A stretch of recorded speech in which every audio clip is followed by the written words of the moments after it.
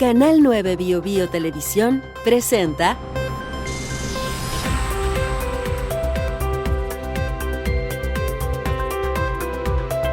Lo que está en juego podcast.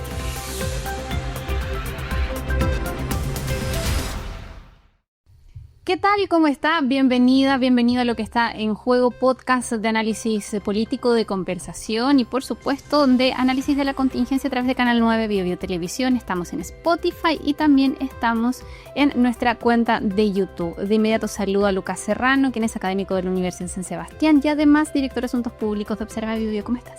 Un gusto estar acá nuevamente, un saludo. También estamos junto a Francisco Gatica, quien es director del Departamento de Economía y Finanzas de la Universidad de Bio. Hola, muy bien, muchas gracias por invitarme. Bueno, junto a él está también Leslie Briceño, quien es académica de la Universidad del Desarrollo. Muchas gracias por la invitación de nuevo acá a conversar. Sí, quinto capítulo, me aprendí sus cargos, ¿ven? Ven que pude, lo logré. Maravilloso. Bueno, partimos de esta conversación porque tenemos en realidad una pauta bien extensa y vamos a comenzar con algo que de hecho extrañamente lo veníamos tratando hace harto rato, que era la democracia cristiana y esta candidatura de Alberto Undurraga.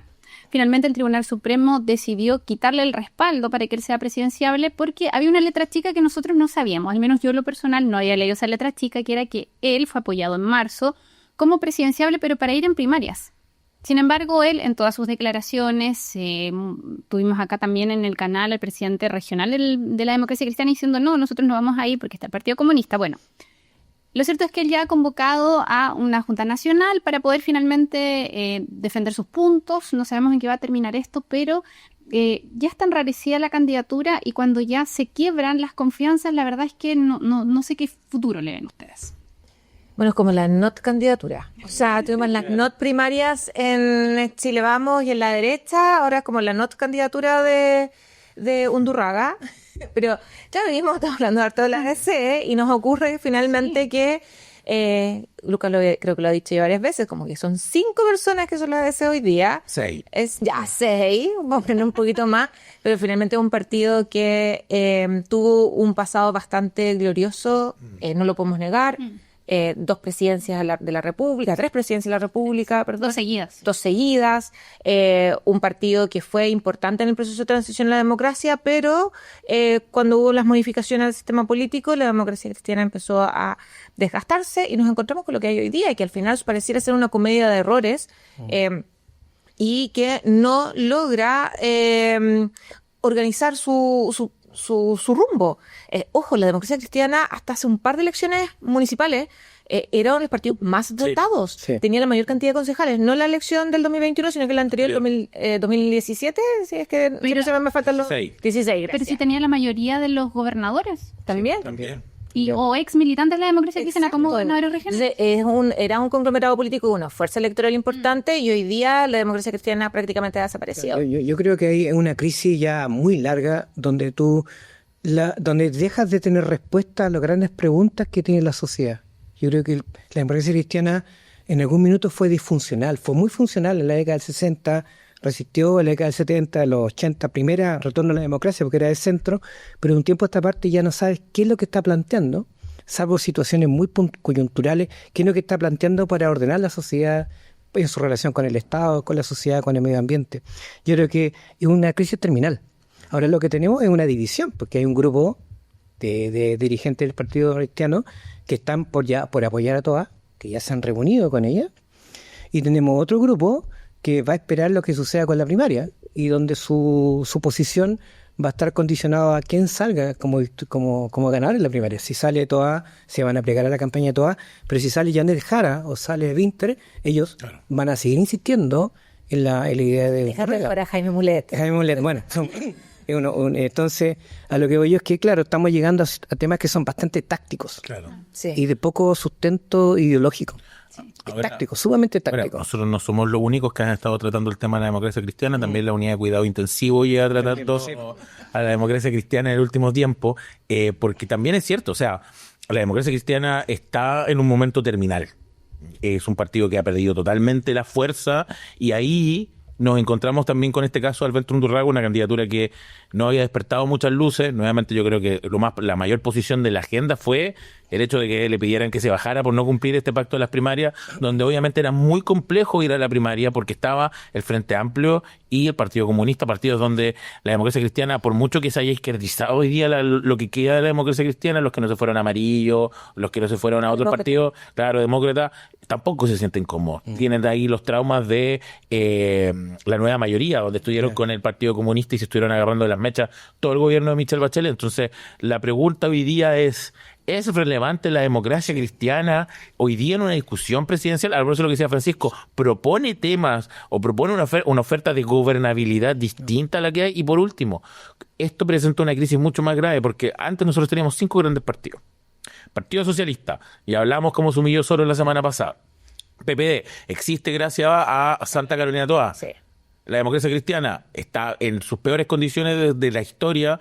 La UDI no tiene todo un show con respecto a lo que ha perdido con el Partido Republicano y no pudo levantar primaria. Y RN, que está en una situación más o menos similar. O sea, la hegemonía política en Chile ya cambió. Cambió hacia el Partido Republicano, hacia el Frente Amplio, hacia el Partido Comunista. Y estos partidos que fueron los claves para el retorno a la democracia, para los primeros 20 años, hoy día están pasando por momentos muy complejos de salud. Yo jugaría con la palabra que planteaba Lucas, de la unidad de cuidado intensivo. La UCI para mí sería unidad de cuidado ideológico. No tiene ese día un marco de ideas que te ayuda a agregar valor a la discusión que está en la mesa. Y que son valores que probablemente todos cuando los empezamos a discutir son valores transversales, son valores de la democracia, de la libertad, etcétera.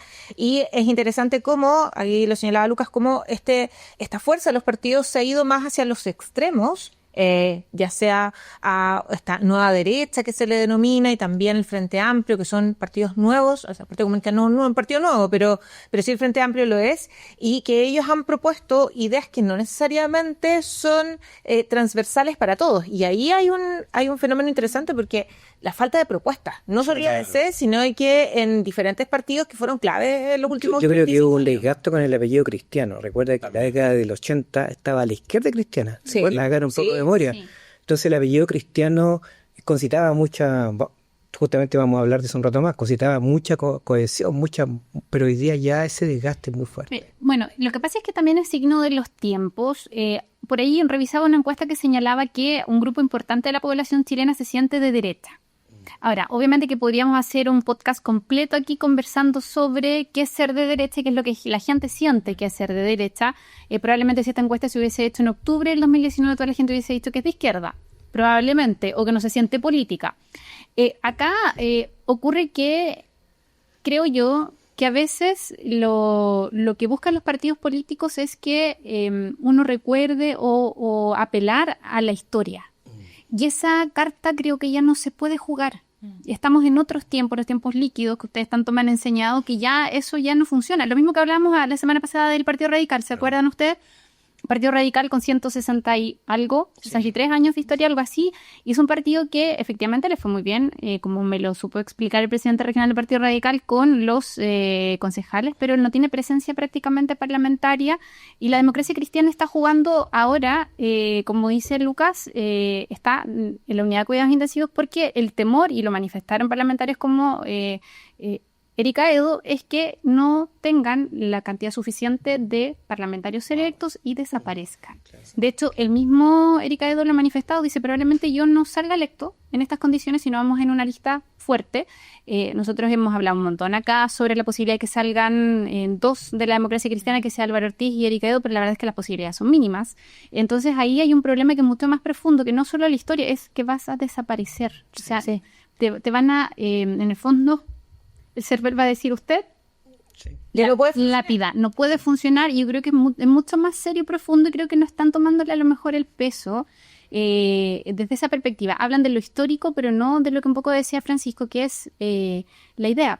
¿Cuál es el elemento diferenciador que propone la democracia cristiana? Pero sí yo agregaría que ellos tienen una máquina territorial que Sí, permite tener presencia a nivel de Sí, alcaldía. pero ha sido cooptada por Sí. muchos de los otros partidos nuevos. Sí, La estructura que tenía la democracia cristiana en los 80 y en los 90 para poder llegar a todos los territorios es una estructura que era imbatible. Sí, imbatible. Pero hoy día ese espacio ha sido cooptado finalmente por fue cooptado primero por la UDI, ya este discurso de la UDI popular. Sí. Después, y ahora actualmente lo vemos con, por un lado, el Partido Republicano, también con Nacional Libertario y, ojo, el social cristiano acá en la región muy fuerte. Claro, yo creo que sí hay que distinguir el plano, porque tú puedes tener presencia de alcaldes, por ejemplo, porque claro, tú en alcalde estás votando por otros parámetros que son distintos a la definición de Estado-Nación, queramos o no. Tú cuando votas por alcalde estás buscando por algo conocido, alguien que resuelva problemas, un buen gestor territorial. Sí, qué interesante. Sí, interesante. Perdón, lo que dice Francisco, quiero hacer un paréntesis, claro, porque en el fondo cuando tú defines un parlamentario, tú quieres que defienda tus ideas, las ideas cristianas, en este caso que pretende, ¿cierto?, seguir promoviendo la democracia cristiana, ya a lo mejor no es un valor para la ciudadanía. Claro, pero sí, cuando yo veo a un alcalde estoy buscando una persona que yo conozco, que puede resolver, que tiene cierto marco, pero no estamos hablando de grandes ideas. Claro, como la alcaldesa Pizarro, por ejemplo. No, Ahora, toda la vida. yo no me quiero poner latero, pero esto es teoría pura. Esto es sistema de partidos puro que te dice claramente que en momentos de confusión y desorden, la ciudadanía prefiere el extremo, porque son ideas más claras, que también van a la historia. Por ejemplo, ¿recuerdan el Chile de antes? Volvamos al Chile bueno, al Chile que éramos. Y eso, valores tradicionales. claro, y hoy día, lamentablemente, los partidos que los 5 que nombré fueron parte de eso. Entonces es difícil de volver a la historia, como planteaba Priscila, siendo que tú fuiste parte de eso, de que tú fuiste parte de esa situación y fuiste generador de eso. Entonces la democracia cristiana queda en esa posición de ¿qué va a renovar la democracia cristiana hoy día en Chile?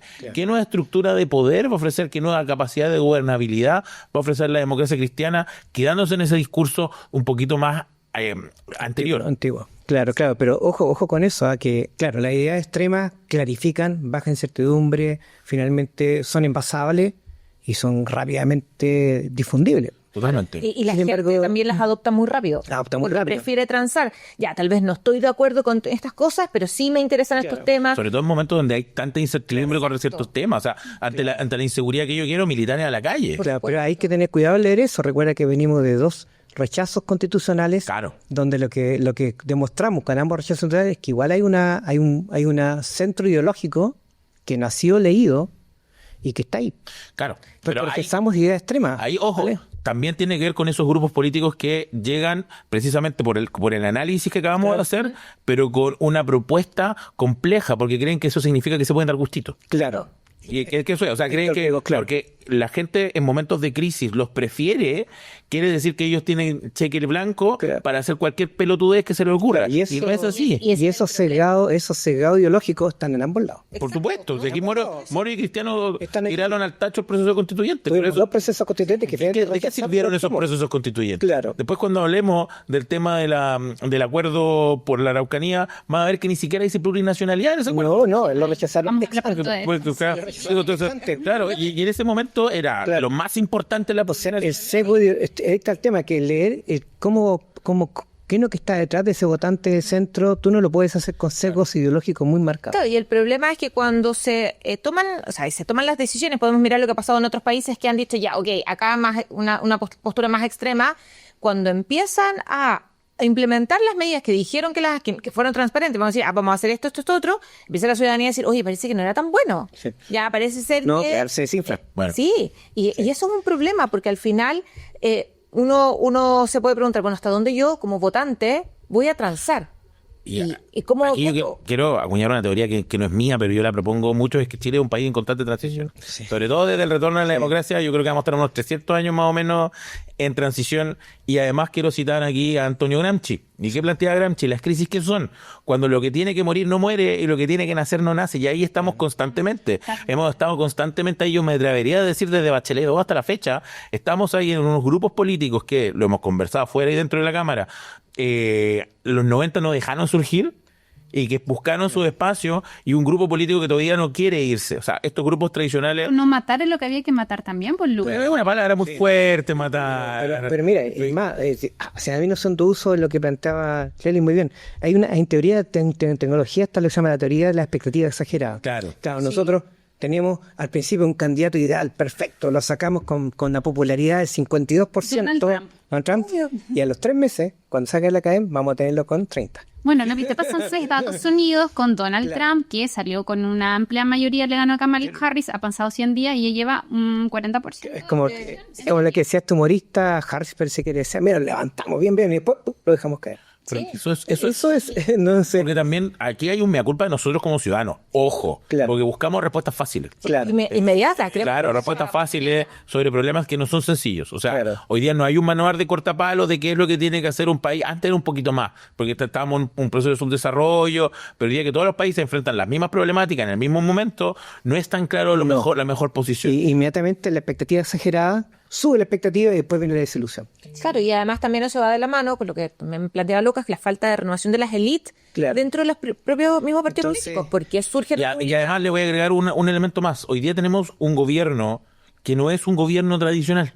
Que no nos gobernaron los de siempre. Y está cuestionado. Tenemos un partido republicano que no es una fuerza tradicional. También está cuestionado. O sea, la renovación también viene con su cuestionamiento. Entonces, Tampoco nos gusta. claro. Claro, pero mira, finalmente tú tienes un pic de expectativa que vamos a llegar a un 50% de entusiasmo en marzo y después, 50 ¡boom!, más 1. te quedas pegado. Y aparte, eso es Y eso le ha pasado a todos los presidentes. O sea, A todos. va, Piñera 2, Claro. Entonces, Mira, la única que puede decir que no le pasó es Bachelet 1, que terminó saliendo con 80%. Pero Bachelet pasó por su valle y después mejoró al final. Bachelet 1 salió con el 80% de aprobación, que es algo que mejoró al final. Y repetí, no, pero... Claro, Eso cambia. pero a lo que voy yo es que Ahora- algo hay efectivamente, Ahora, también independiente eso- del paquete que estemos Eso ofreciendo. es culpa, para bien, creo yo, de nuestro sistema electoral. O sea, el hecho de tener un sistema de 2 vueltas en la presidencial obliga a generar esa mayoría del 50% más 1. Claro. Y esa ilusión de que la mayoría del país votó por ti, que ahora por primera vez va a ser algo más cierta Sí, con sí. el voto obligatorio. Claro, y se desinfla a los 3 meses. Por supuesto. Ya, Sí. hablemos de Carolina Toá. Yo solamente voy a introducir esto porque tengo una opinión muy que la voy a dar al final, en realidad. Carolina Toá, en una entrevista en La Tercera, confesó que ella es pareja, entiendo que hace un periodo de tiempo bien extenso, de Mario Marcel, ministro de Hacienda. Ya.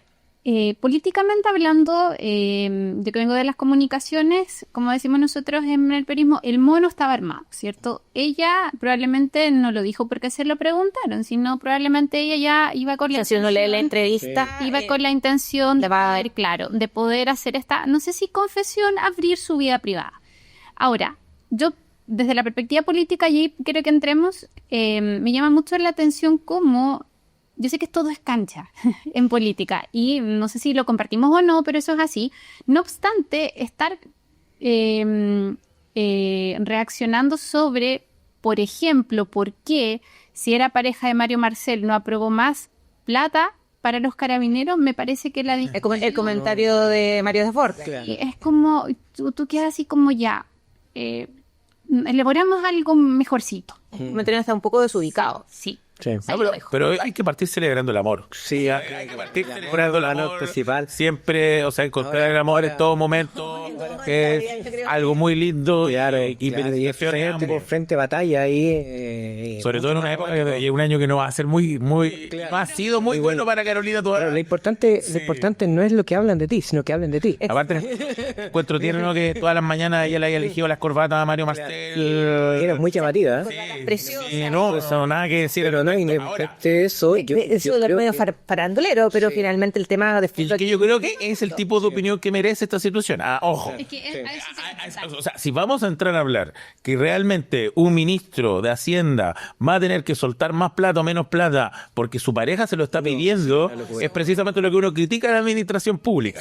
claro. Que tiene que estar a la altura del cargo y si aunque sea su misma mamá, que le venga a pedir plata, el ministro de Hacienda tiene que pensar en costo-beneficio, costo-oportunidad, tiene que ser un técnico y el corazón ahí no manda. Y yo creo que ellos lo tienen muy claro. O sea, Y uno podría pensar, suponer, independiente de la cantidad de tiempo que tenga el de la relación, que ha sido así, porque uno no... De hecho, Janet Jara lo señalaba en una entrevista que dio el mismo domingo, cuando le preguntaban, dijo, Mesa central. el Mesa Central, yo no vi ningún tipo, y ella dijo, yo soy testigo, de Claro. que no hubo ningún tipo de favoritismo, porque no solamente hacia interior o en desmedro de otras carteras. Claro, digamos lo siguiente, que todas las decisiones, finalmente Hacienda, ¿qué es lo que controla? Controla la ley de presupuesto. La ley de presupuesto es enviada los últimos días de octubre y discutida latamente en noviembre y diciembre en la Cámara. Él administra, no reparte. No reparte, hace una propuesta y luego esto pasa a la IPRES.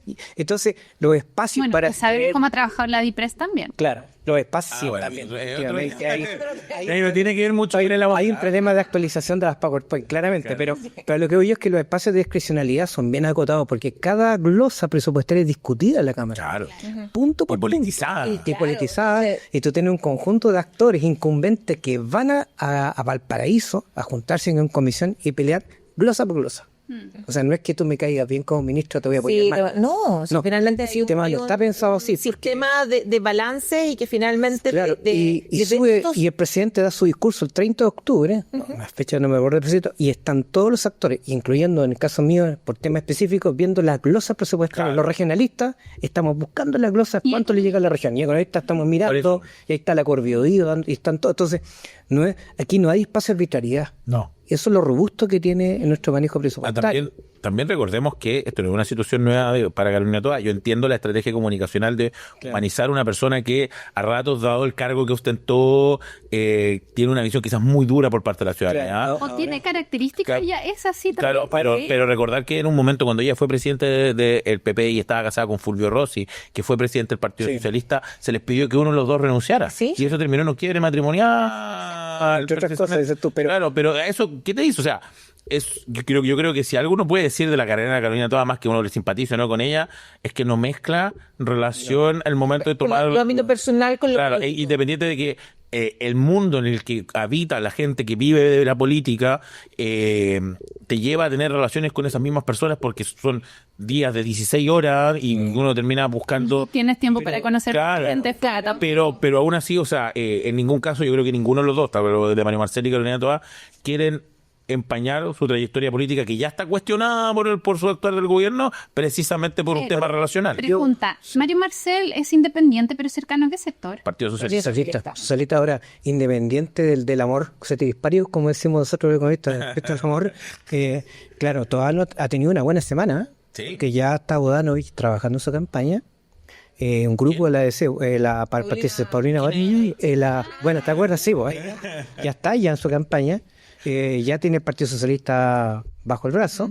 Pronto viene, probablemente ya firmó y pronto vendrá una parte de la ADC. O sea, ella ha tenido políticamente una buena... Y la entrevista, ojo, la entrevista independiente, yo Todavía no titulé, se lee. la entrevista que también tituló con esto, pero es una buena entrevista, una entrevista que habló de varias cosas y ha tenido mucha presencia. Y, efectivamente, La hace más cercana. sí. La hace mucho más cercana. Entonces, nuevamente estamos hablando de ella. Sí, entonces... Políticamente estamos hablando de ella. Ahora entra la discusión aquí de la presidencia, de cuánto que el ministro se puede meter y el gobierno se eso puede sí. meter en una elección, pero ojo, o sea, el ministro de Hacienda no se tiene por qué meter en una elección, que le queda un presupuesto más que sacar para adelante, hay hartos temas en los cuales Hacienda tiene que estar metido y yo creo que este gobierno en general tiene que estar preocupado de terminar Pero de la sí mejor manera hubo posible. una luz amarilla con el ministro Montes, tengo entendido. Sí. Fue a la proclamación de Toa, Y eso se enojó a Janet Hanna también. se Ojara.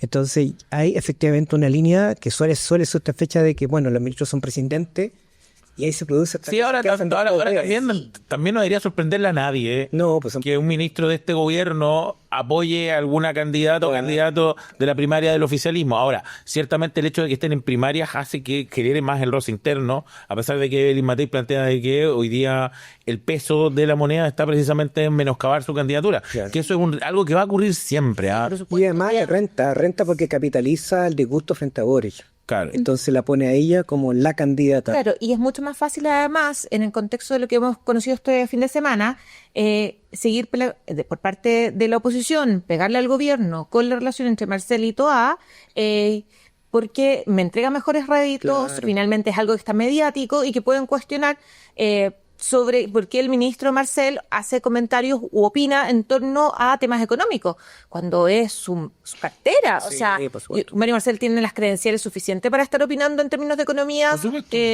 Fue presidente del Banco Central, director de presupuesto, ahora es ministro. Entonces, cuestionar de que no debería de opinar sobre temas económicos vinculados a lo que dicen los otros candidatos, me parece que es pedir too much. Sí. Claro, no sé. Yo tengo la sensación, y a lo mejor esta es una teoría personal, yo soy súper transparente, soy una mujer feminista, y me pasa que me preguntaba yo al ver todas estas reacciones si hubiese reaccionado de la misma forma si un candidato hubiese transparentado un vínculo con un ministro.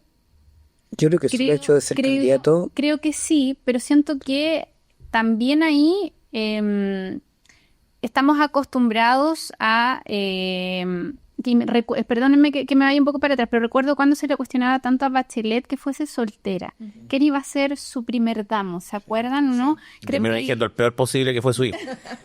Creo que ahí no hemos evolucionado mucho, porque se hablaba de cuando asumiera ella, eventualmente como presidenta, iba a poner de primer damo a Mario Marcel. O sea, llegaron tan lejos con esto, y ese cargo además no existe. Ya se te acabó. Se acabó. Porque hoy Y día, Caramanos lo terminó. hoy día el presidente de la República tiene una pareja, van a ser padre con esa pareja, y ella no tiene nada que ver con la administración del Estado. Claro. Y me parece perfecto. Ahora, yo creo que más que su condición de mujer, que finalmente igual yo insisto, vamos a tener, si Dios quiere, una primaria con 2 mujeres, que está muy bien, es que es su condición de candidata.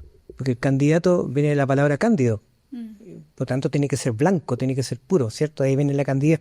Entonces, cualquier cosa que tú le encuentres a cualquier candidato es objeto de declaraciones, de todo. Claro, ¿no? ahora, yo igual comparto un poco el análisis de Priscila, en el sentido de que quizás del hombre no se genera tanto como... Tanto rubor de ser... Claro, Claro. y tanto tema que como es con la mujer, o se abre tantos espacios de especulación, obviamente no de la gente informada, sino de la gente desinformada que se queda con eso. Claro. Claro. Ese es el elemento distintivo de que se va a quedar, ay, ella estaba con Marcel. Y Claro. que trabajaban en la moneda o se estaban dando besos. Y quizás se pasó casi que el rollo, eso es todo. Parte como Claro. de lo morboso. De lo morboso, claro. Sí, y también pasa también lo que yo comparto con la señora Priscila, también los cuestionamientos cuando una mujer tiene espacios de poder. Lo que pasaba con Isquia Siches cuando le dijeron, oye, va a ser ministra del Interior, va a dejar la guagua sola. La guaguita chiquitita. Y Belolio, que siempre me olvida el nombre, que cuando fue ministro, cuando fue ministro de Piñera, también tenía una guagua chica y nadie le preguntó qué iba a hacer Claro. con la guagua. Con la guaguita. Entonces, claro, en este tipo de situaciones me da la percepción de que se estaba esperando que tanto Carolina Toa o incluso Yandel Jara hagan alguna manifestación en torno a sus relaciones sentimentales, pero no necesariamente a los hombres solteros que fueran candidatos. O sea, sin ir más lejos, Gonzalo Vinter tiene un bebé que nació creo que octubre o noviembre, es una guagua chica, y no veo a nadie diciendo así como, oye, ¿cómo está haciendo campaña, recorriendo todo Chile y no está cuidando a la guagua? Bueno, además que no creo que vaya a salir Gonzalo tampoco, entonces no va a ser... Entonces que llega... Claro, el tema es que tiene el riesgo. Piensa, si tú se moviliza todo el Frente Amplio y ese 30% de apoyo que tiene el presidente se moviliza y vota por... Sí, miren, en honor al tiempo, quiero que hablemos de algo que en realidad yo es como el anzuelo. Yo hace rato quiero que hablemos de la situación en la zona...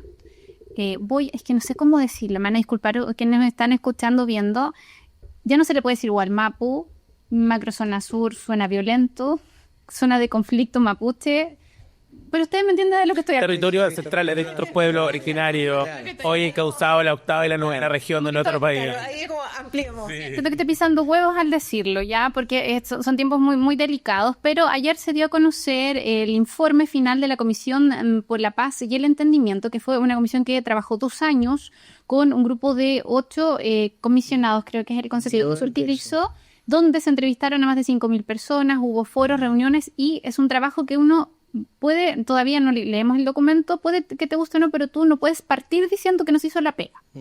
Parto de esa base.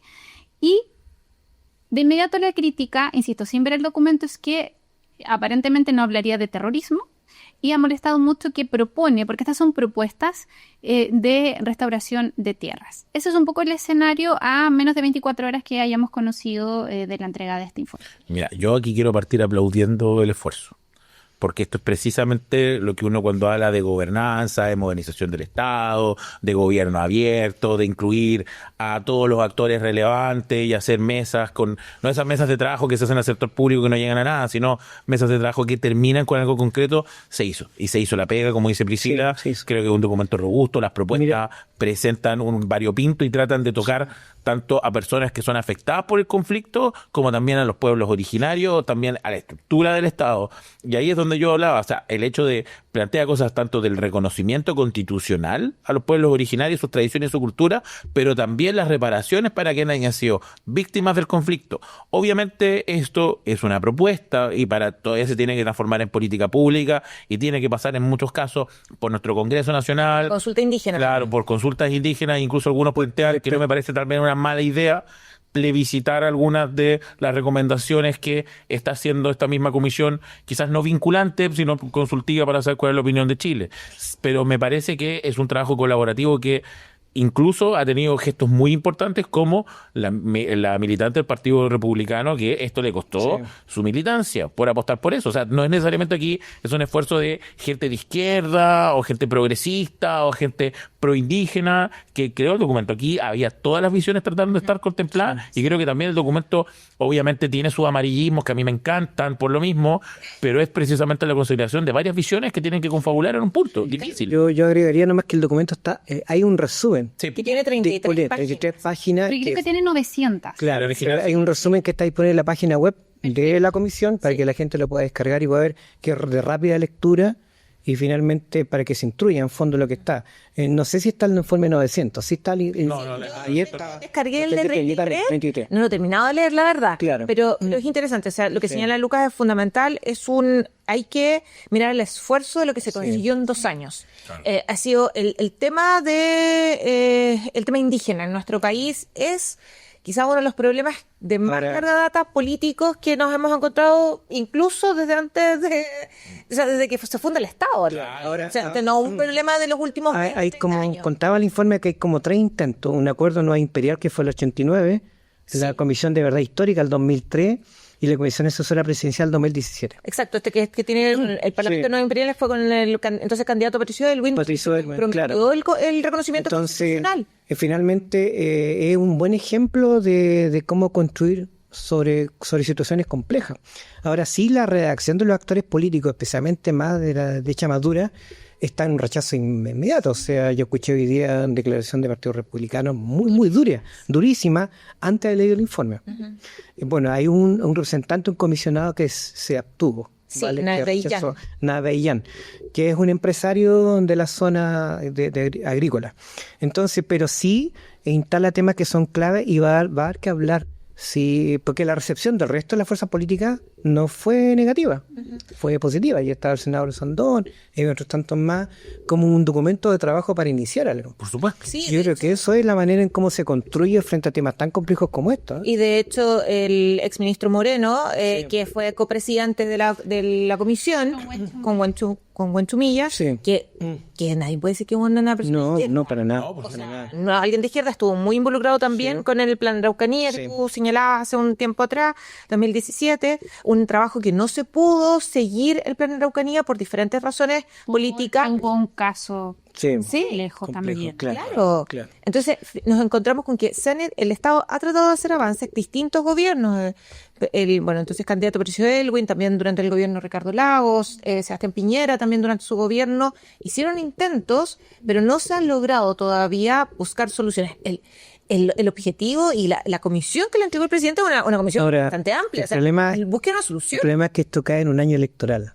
De hecho, entonces, que han dicho que mejor postergar la discusión en términos políticos. Yo creo que es un tema, porque la comisión cumplió su rol, ¿vale? Se entregó el informe en la forma correcta, quizás, salvo el tema de que no fue por unanimidad, pero se entregó un informe. Ahora, claro, lo que tú puedes traer acá, el Santo Grial o los 10 mandamientos, y te lo van a destruir igual, porque estamos en un momento donde ya estamos en campaña. Quizás si esto hubiera sido un año antes o 2 años después, probablemente las temperaturas hubieran sido distintas, ¿bien? Sí. Y hoy día todo lo que se plantea en campaña está permeado por la situación que estamos hoy día. Yo creo que nosotros lo miramos como algo positivo porque tratamos siempre de poner en nuestras conversaciones a altura de miras, pero yo tengo la sensación que si esto hubiese sido el año pasado, la sensación hubiese sido la misma. Es una opinión personal y discrepo un poco con Francisco. ¿Por qué? Porque recordemos que hace poco nosotros tuvimos una institucionalidad que se llamaba Convención Constitucional, donde teníamos cupos exclusivos, ¿cierto?, para que fueran convencional constituyentes de las comunidades indígenas, ¿cierto?, con una representación mapuche. Tuvimos una presidenta de la Convención Constitucional mapuche y eso al 2025 nos suena como algo totalmente... no podríamos volver a imaginarnos un escenario de esas características porque hubo también nuevamente una mirada de nuestra sociedad negativa hacia ese tipo de acciones. Particularmente, lo decía Lucas al principio, no hablan de plurichile ni la plurinacionalidad, pero estaba contemplado en este proyecto constitucional de decir que Chile era plurinacional, que es una palabra que molesta mucho, pero Chile no está compuesto por chilenos mestizos. Chile tiene efectivamente pueblos originarios y a lo mejor siempre la forma fue la que me molestó, pero siento que hubo un fondo de querer poder devolverle en cierta medida la importancia a los pueblos originarios en su momento, y eso fracasó, y siento que desde ese proceso constitucional va a costar mucho para que la sociedad vuelva a mirar como miró a los Pero que ahí originarios. yo también creo que hay una culpa precisamente de ese intento constitucional, del cual yo soy muy crítico, porque, voy a usar la palabra, se pasaron varios pueblos. O sea, si yo hoy día decidiera correr una maratón, mañana no voy a correr 40 kilómetros, me infarto a los 10. Tengo que partir de a poco. Y la Comisión Constituyente quiso declararnos plurinacional cuando ni siquiera hay un ápice de reconocimiento cultural a los pueblos originarios. Entonces, puso el cerco mucho más allá de lo que, y sin saber si estábamos en condiciones de hacerlo. Tanto así que yo soy creyente de que si hubiéramos sacado la plurinacionalidad de ese proceso constituyente, yo creo que igual puede perder, pero la brecha disminuye. Y por eso me gusta este informe con el término, porque baja las expectativas con respecto a eso. Mira, el informe Esto habla de de interculturalidad. interculturalidad y Reconocimiento constitucional. en el fondo Habla de escaños reservados. lo que te está pidiendo es que se reconozca constitucionalmente hace 9 pueblos, ¿vale? Eso es lo que son dicen en los que la están ley indígena. en la ley indígena. En la práctica es bastante timorato y respecto a lo que era el tema hace 2 años. Ahora lamentablemente esto se va a discutir más el próximo año. Que por eso, es que eso quiero apuntar, perdón, que tome la palabra no, pero es como, ok, pero tú le puedes presentar eso a cualquier chileno que para plebiscitar esto y va a leer eso y no le va a gustar, porque hay una percepción negativa a todo esto por el daño que se generó en el proceso constituyente. A eso quiero Y que además no apuntar. solamente por el proceso constituyente, sino porque además tenemos una carga compleja, una sentimental, histórica, emotiva de lo que pasa en lo que se denomina la zona de conflicto, la macrozona sur, el Gualmapu, dependiendo de cómo lo miremos. Yo fíjate Porque que hay violencia y hay gente que dice, oye, si Lo no asocian. lo asocian. Entonces, ¿por qué vamos a reconocer constitucionalmente a, entre comillas, a los terroristas? Claro. Cuando final es otra cosa lo que se está diciendo. Y por otro lado, como señalaba Lucas también, pareciera ser que nos encontramos con ciertos sectores que, como en el informe no dice y no condena el terrorismo explícitamente, la violencia. entonces hay que rechazarlo. Claro, hay violencia. Ahora, si yo rescato 2 actores en este tema. Uno, Alfredo Moreno, Sí. que finalmente Muy bien, eso, muy bien. se jugó hasta el final siendo ministro del presidente Allende, presidente Piñera, Piñera, me castigo a mí mismo, presidente Piñera, oye, la mente me traicionó, logró finalmente negociar para que todos aprobaran el tema y es como En un aguas muy complejas. aguas muy complejas, Sí, jugó sí. capital político Sí, suyo sí, súper bien. y yo creo que eso es muy rescatable. Y la segunda, la senadora Aravena, que renunció al partido justamente por presión del Partido Republicano y finalmente ella defiende el informe. Además, ella plantea en sus Claro. declaraciones que es una muy buena propuesta, Claro. que entrega soluciones a un conflicto Claro. que es histórico, y estamos hablando de una senadora republicana. Republicana. Ya. Entonces, yo Estamos creo que esos hablando son de alguien que sea de son dos izquierda. actores de derecha que efectivamente defendieron muy bien el informe e incluso tuvieron presiones de esos propios Mira, acá hay colegas. que sincerar postura.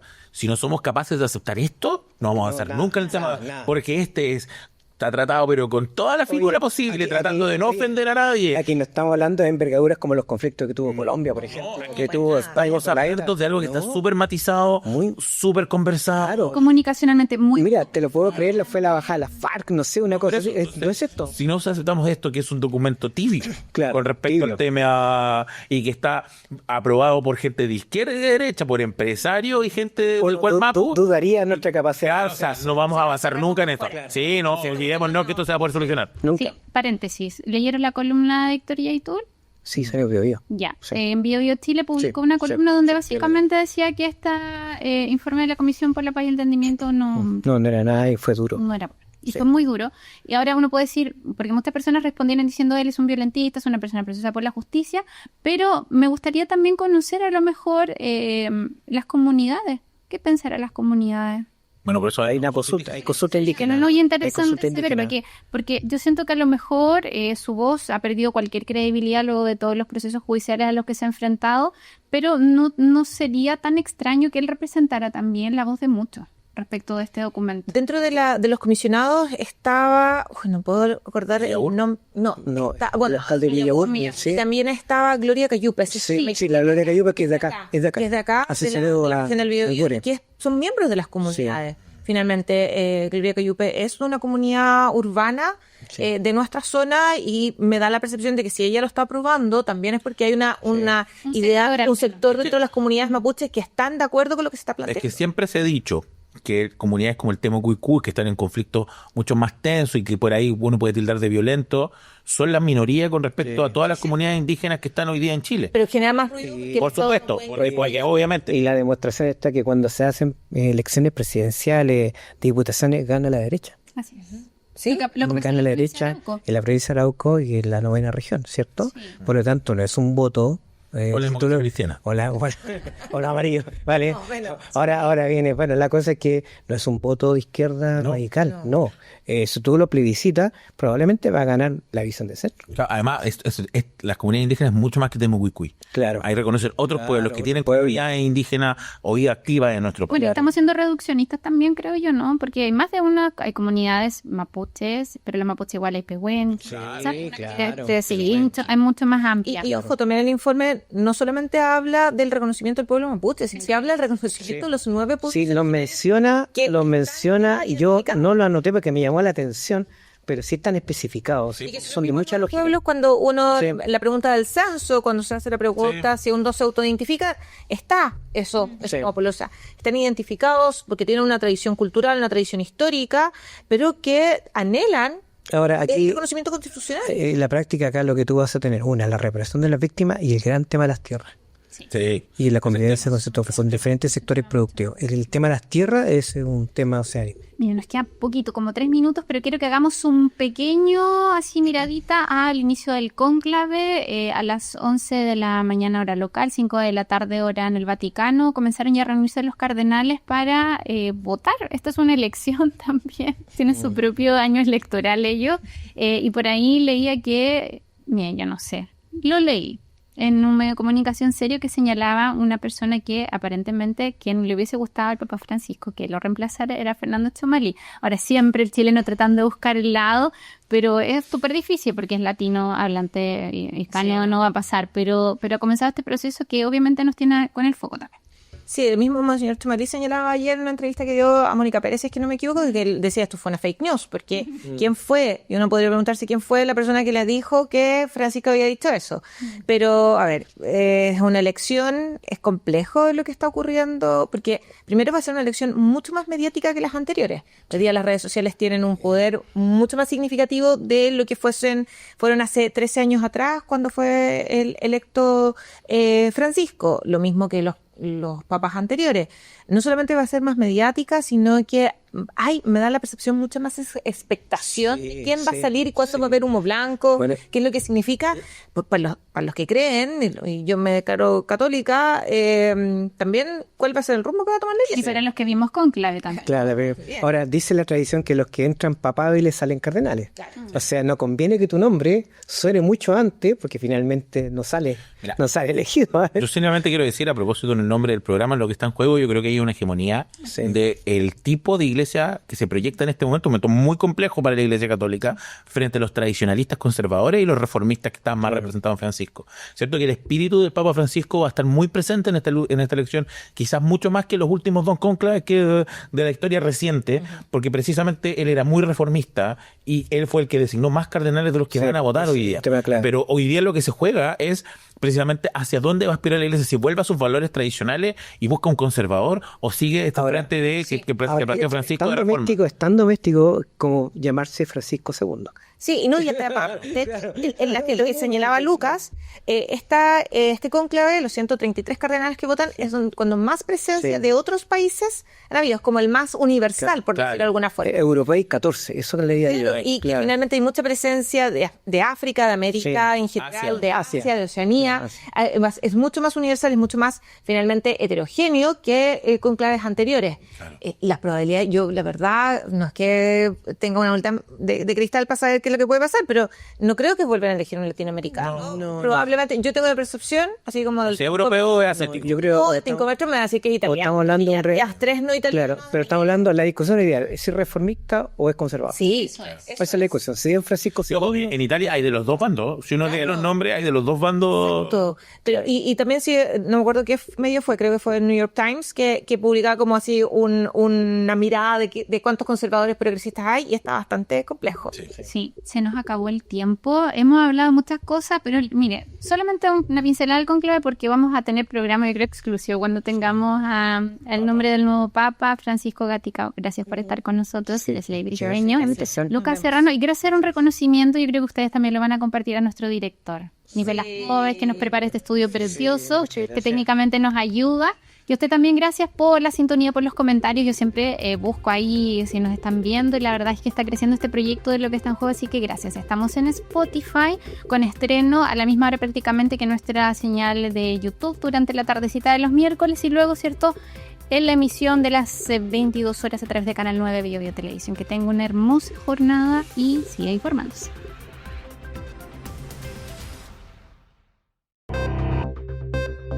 Canal 9 Bio Televisión presentó